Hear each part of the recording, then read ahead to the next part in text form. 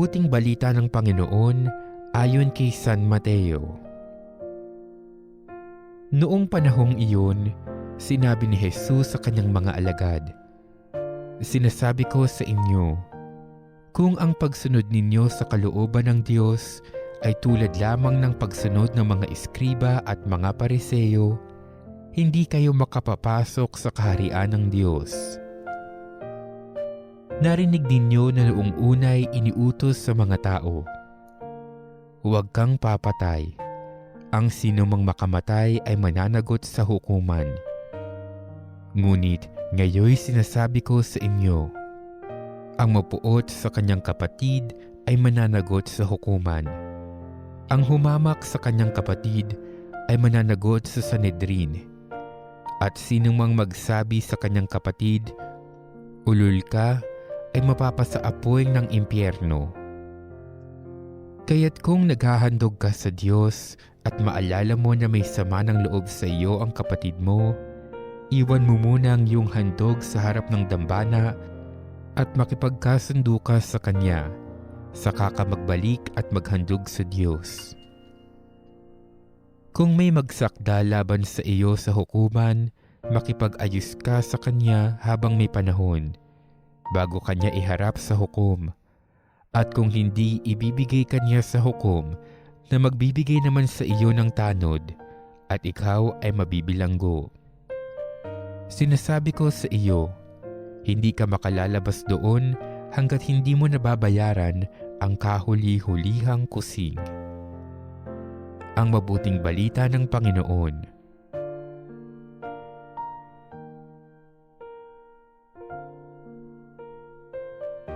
Sa ngalan ng Ama, ng Anak, ng Espiritu Santo. Amen. Magpalang gabi po sa lahat. Come, Holy Spirit, Brother Francis Kiko de Guzman, mula po sa Sinag ng Cruz at kasama ng Pinag-isang Puso Charismatic Group. Ang tatalakayin po natin sa mga oras na ito, ang Ebanghelyo po ni San Mateo, 5:20 hanggang 26, ang katuruan tungkol sa pagkagalit. Sinasabi ko sa inyo, kung ang pagsunod ninyo sa kalooban ng Diyos ay tulad lamang ng pagsunod ng mga tagapagturo ng kautusan at mga Pariseo, hindi kayo makakapasok sa kaharian ng langit. Nakakatakot na babala ang binibigay sa atin ng talatang ito. Kung susundin po raw natin ang mga utos ng mga taga-Pariseo, Eskribas, Saduseo, at iba pang mga ngaral, mga pastor, na inililigaw tayo ng landas. Kailangan alamin po natin ang katotohanan tungkol sa paghahari ng Diyos. Kailangan po natin sundin ang kalooban na nagmumula sa ating Diyos amang nasa langit. Paano po ba ang dapat natin gawin para madama natin ang kalooban ng Diyos? Tayo po'y manalangin ng taimtim na may pasasalamat, may kababaan loob para madama po natin ang Espiritu Santo na masunod natin ang kalooban ng ating Panginoon. Maraming mga propeta na kung ano-ano ang sinasabi sa mga tao. Sa panahon ngayon ay napakahirap ng maniwala. Marami na rin mga antikristo, mga ibang sekta, naliligaw na ang mga tao. Kung saan ba sila pupunta at ano ba talaga ang katotohanan. Ang katotohanan ang magliligtas sa ating mga kaluluwa. Narinig niyo na sinasabi sa inyo ang mga ninuno, huwag kang papatay. Ang sino man pumatay ay mananagot sa hukuman. Ngunit, sinasabi ko naman sa inyo, ang sino mang napupuot sa kanyang kapatid ay mananagot sa hukuman. Ang humahamak sa kanya ay mananagot sa kataas-taasang kapulungan ng mga Hudyo. Ang sino man magsabi sa kanyang kapatid, ulul ka, ay manganganib at mapaparusahan sa apoy ng impyerno. Ikapitong utos ng Diyos sa 10 utos na binigay ng Panginoon kay Moses. Huwag kang papatay. Maraming klaseng mga krimen ang mga nangyayari. Katulad din ay nangyari kay Cain at Abel. Nainggit si Cain sa kabutihan ang ginagawa ni Abel. Umiral sa kanya ang galit, pinatay niya ang sarili niyang kapatid. Napakahirap intindihin at unawain na magkaroon kang kapatid na sakim, masama ang ugali. Huwag kang napupuot, huwag kang nagagalit o sumasama ng loob o naghihinakit sa iyong kapwa. Iwasan po natin ang galit na yan, ang puot, tinanakit. Dahil pag yun po nangyari, nang pumupuyan sa ating puso, ang kalalabasan po niyan, magkakaroon tayo ng sakit. Kasi dyan po nagsisimula yan. Tampo, inggit, puot, selos, sama ng loob, hinanakit. Yan po ay kailangan alisin natin. Pag pinagsama-sama na po yan, lumaki ng lumaki po yan. Ang kalalabasan po niyan, sasabog ka, magagalit ka, maha-high blood ka. Kung hindi ka magiging paralyzed, patay ang buong katawan mo dahil sa galit. Iwasan po natin magalit sa ating kapwa. Kailangan po magkaroon tayo ng pagpipigil, pagkontrol, at unahin po natin ang panalangin. Minsan hindi natin maiwasan na bigla ka na lang sumabog dahil sa nakita mong kagalit mo. Pero kailangan po talagang paunahan po natin ang panalangin.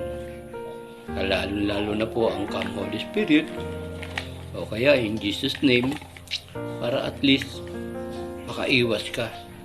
Ang pinakamabigat pa ho rito, yung magsasalita ka ng parang mortal sins na itong salitang ulul ka. Napaka sakit na salita yan. Pinakamasamang salita. Kaya sa mga nagaganap na mga pangyayari na minsan hindi natin inaasahan, mga kapatid, na nabibigla tayo, nadadala tayo ng ating mga emotional o pagkagalit sa kapwa natin, nakakapagsabi tayo ng hindi natin maganda. Kaya yun ang number 1 na lagi natin paalala sa sarili natin, na yun magkaroon tayo ng pagpigil, pagkontrol. Hindi man po tayo perfecto, pero kailangan iwasan po natin. Hindi lahat po ng taong makakaharap natin ay maiintindihan tayo, maunawaan tayo. Kaya nga itong gospel na ito, isang hamon sa atin to. Lalo-lalo na po sa panahon ngayon. Panahon po ngayon ng Kwaresma. Umasok na po ang Ash Wednesday ng San Linggo, February 14, kasabay pa ng araw ng mga puso. Diba? Pero kailangan natin gawin ang pinag-uutos sa atin ng Panginoon. Ang una, manalangin tayo. Pangalawa, panalangin.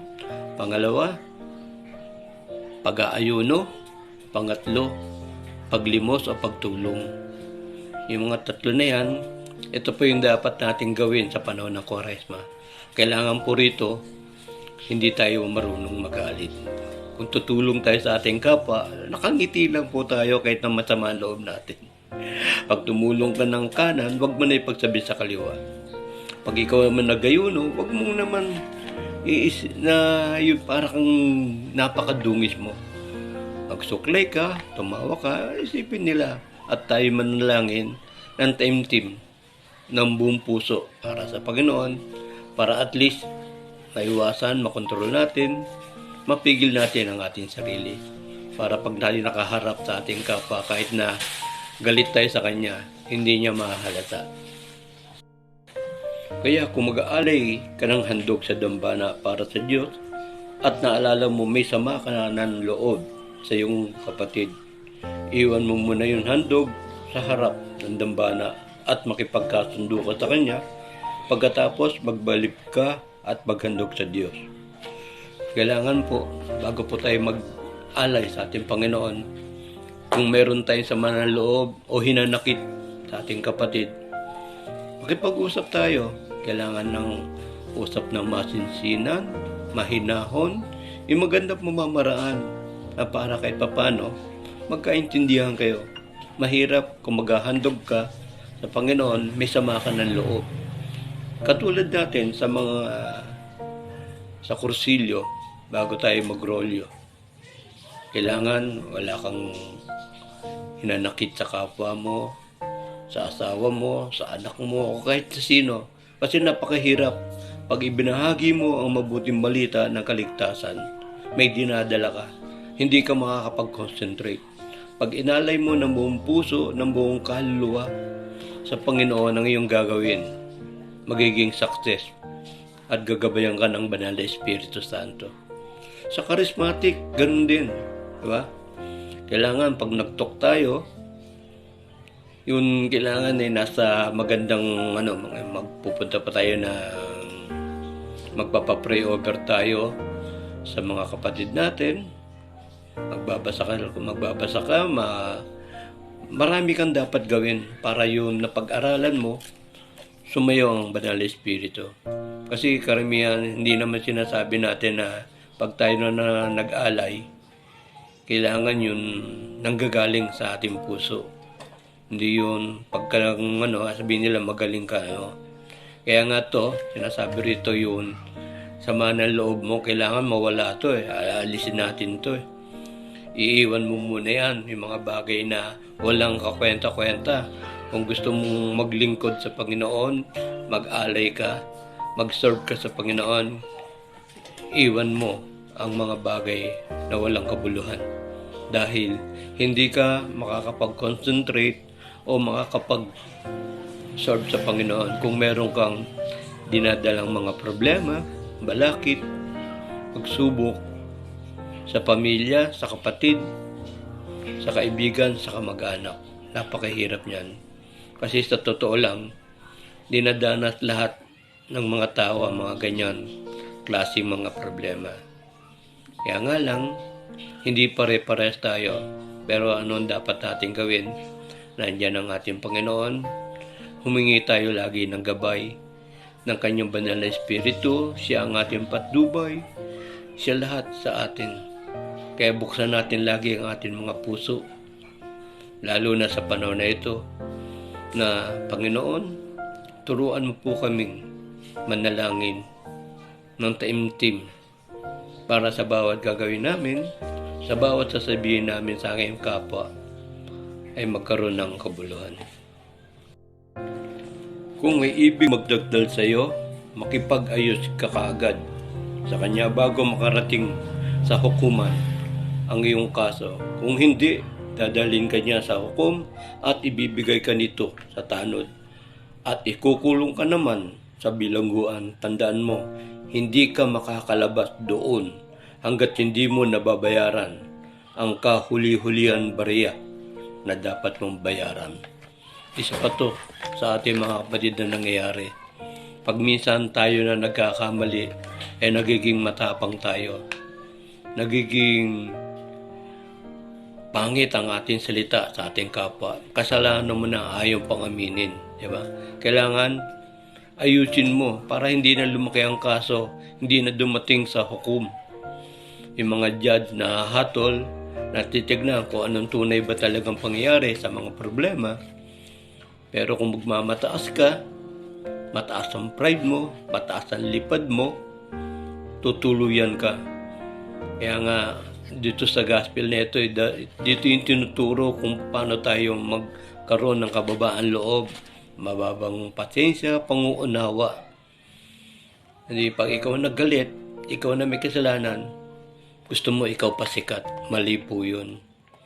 Kaya nga rito, gusto mong maayos ang mga problema mo, sa barangay pa lang, ayusin mo na, makipagkasundo ka na.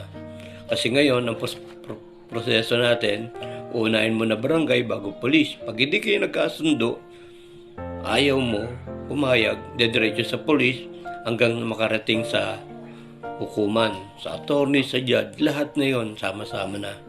Diba?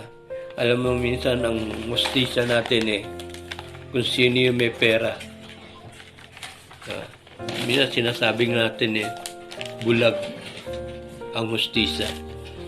Nagkakaroon lang ng katarungan ito mga to doon lang sa mga may kaya. Maraming mga nakakulong na nagdurusa sa mga panahon ngayon na hindi naman nila nagawa, na pagbintangan lang. Pero pang makakalaban mo, may kaya, may pangalan, may sinabi, may kapangyarihan, mahirap manalo ka. Pero ang importante rito, ialay mo sa Panginoon Diyos kung ano man ang iyong magiging hatol o magiging hustisya sa mga kasong iaatang sa iyo. Wala naman tayong ibang masasandalan kundi ang ating Panginoon Diyos sa lahat ng mga problema natin. Naalala yung gospel tungkol dun sa isang hari, isang alipin at kapwa alipin. Pinatawag ng hari yung alipin na may utang ng 10 milyon. Ang sabi ng hari, bayaran mo ang utang mo sa akin, ibenta mo ang iyong asawa at yung mga anak para mabayaran. Ano ginawa ng alipin? Nagmakaawa siya. Humingi siya ng tawad sa Panginoon, sa hari. Nanikluhod siya. Patawarin niyo po ako, mahal na hari. Bigyan niyo po ako ng isang pagkakataon para mabayaran ko yan. Ang umiral naman sa hari, ang kanyang kababaan loob, naawa siya, nahabag. Yun ang kailangan natin pairalin sa ating mga sarili. Magkaroon tayo ng kababaan loob sa ating kapwa. Maawa tayo, magkaroon tayo ng habag, tawa. Diba? Nung pinatawad naman ng hari ang alipin, lumabas ang alipin. Nung makita niya ang kanyang kapwa alipin na may utang sa kanyang halagang 500. Ito parabola lang to na sa Ebanghelyo. Pero malaking aral. Nagalit yung alipin. Sumibol ang kanyang galit. Dahil pinagalitan siya ng hari Yung galit niya sa hari napunta rito sa kapwa alipin. Sinunggaban niya, pinutsirahan niya, ginano niya, magbayad ka sa akin. Kung hindi, ang ginawa ng kapwa alipin, nakiusap para siya mabayaran. At nung makita ng mga kapwa alipin ang ginawa niya sa kapwa niya alipin, nagsumbong sa hari. Pinatawag yung alipin na yun, bakit mo ginawa yun sa kapwa mo? Diba pinatawad kita, nakiusap ka. Halagang 500, hindi mo kayang patawarin yung kapwa mo. Nagalit ang hari, pinakulong siya hanggang mabayaran niya ng kahuli-hulihan sentimo ang kanyang mga utang. Kaya dito mga kapatid, pag umiral sa atin ang galit, yung emotional natin, minsan hindi natin maiwasan. Diba? Kailangan natin talaga ng gabay ng Banal na Espiritu Santo. Kailangan natin magdasal. Humawak tayo ng rosaryo, mag-divine mercy. Yun po ang kailangan ng power. Power of prayer. Kasi pag tayo na nagalit, emotional, nawawala na tayo sa sarili natin. Kaya itong gospel na ito isang malaking hamon para sa bawat isa para makaiwas. Kaya nga, kailangan natin ng control, pagpipigil, yung sa sarili natin. Yan ang number 1. Tawagin natin ang Banal na Espiritu Santo. Sa akin pong babasahin, sa akin conclusion, mula po sa 1 Corinto 13. Andila. Mga kapatid, huwag maghangad na maging guro ang marami sa inyo. Dahil alam ninyo na tayong mga nagtuturo ay may hahatulan ng mas maigpit kaysa sa iba. Tayong lahat ay nagkakamali sa iba-ibang paraan. Ang sino man hindi nagkamali sa kanyang pananalita ay isang taong ganap at marunong magpigil sa sarili. Kapag nilagyan ng renda ang bibig ng kabayo, ito ay napapasunod natin at napapabaling saan man natin alisin.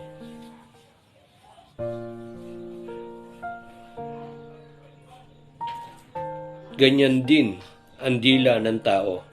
Maliit na bahagi lamang sa katawan, ngunit napakalaki ng mga ipinagyayabang. Isipin na lang ninyo kung paano napapalagablab ang isang maliit na apoy, ang isang malawak na kagubatan. Ang dila ay parang apoy, isang daigdig ng kasamaan, nagpaparumi sa atin buong pagkatao. Ang apoy na ito ay mula sa impyerno, ang sinusunog ng lahat ng buhay ng tao. Kapatid, etong dilang ito, minsan nagpupuri, humihingi ng awa, habag, lahat.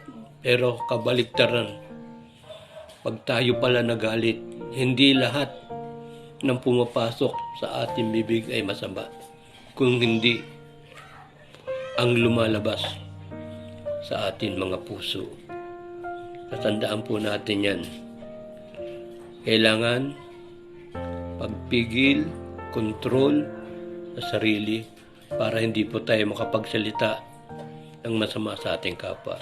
At muli po mga kapatid, sa panahon po ng Kwaresma, tayo po inaanya ng ating Panginoon na magsisi, magbagong buhay, magbalik loob. Repent and believing the gospel. Nung pinahiran tayo ng abo sa noon ng mga pari. Magandang gabi muli at maraming salamat. Nawa po'y makapulot kayo ng konting aral na maibahagi ko ang mabuting balita. Tayo po'y manalangin sa atin namang makapangyarihan sa lahat. Ama namin, sumasa langit ka, sambihin ang ngalan mo, mapasa amin ang kaharian mo. Sundin ang loob mo di sa lupa para na sa langit. Bigyan mo kami ng aming kakanin. Sa araw-araw, patawarin mo kami sa aming mga sala, para nagpapatawad namin sa nagkakasala sa amin. At huwag mo kaming pintulot at tukso, hadyan niyo kami sa lahat ng masama. Amen. Mahalin na ng laging saktolo, lahat ng samot dalangin namin, iparating mo po sa iyong anak na si Jesus, na aming Panginoon. Amen. Luwalhati sama sa anak, sa Espiritu Santo, kapara sa unang-una ngayon magpakailanman, magpasawalang hanggan. Siya nawa. Jesus Christ, King of Mercy, we trust in you. Sa ngalan ng Ama, ng Anak, ng Espiritu Santo. Magandang gabi po.